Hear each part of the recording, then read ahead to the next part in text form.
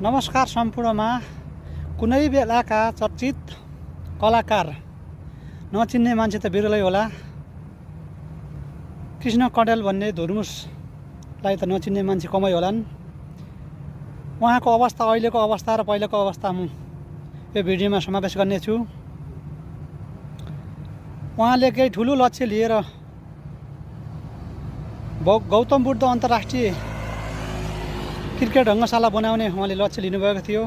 उहाँले यहाँभन्दा पहिला थुप्रै समाजसेवी काम गर्नुभएको थियो। सिन्धुपाल्चोकमा मुसरफ बस्ती विस्तार गरेर बस्ती फाइनल गरेर बस्ती त्यो मुसरफ गरिबहरूलाई हस्तान्तरण गर्नुभएको थियो।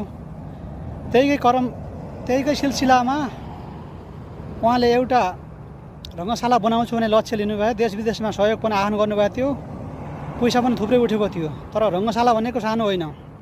क्रिकेट अन्तर्राष्ट्रिय रङ्गशाला भनेको, गौतम बुद्ध अन्तर्राष्ट्रिय रङ्गशाला भनेको एकदम ठुलो थियो।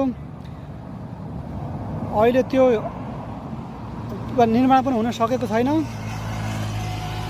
केही नेपाल सरकारले गर्नुपर्ने काम हो। र अनि कृष्ण कँडेल धुर्मुसले उहाँले आफूले अगाडि बढाउनु भएको थियो। त्यसकै क्रममा केही रकम अपुग भयो होला, अब केही भयो होला। अहिलेको अवस्था एकदम नाजुक छ।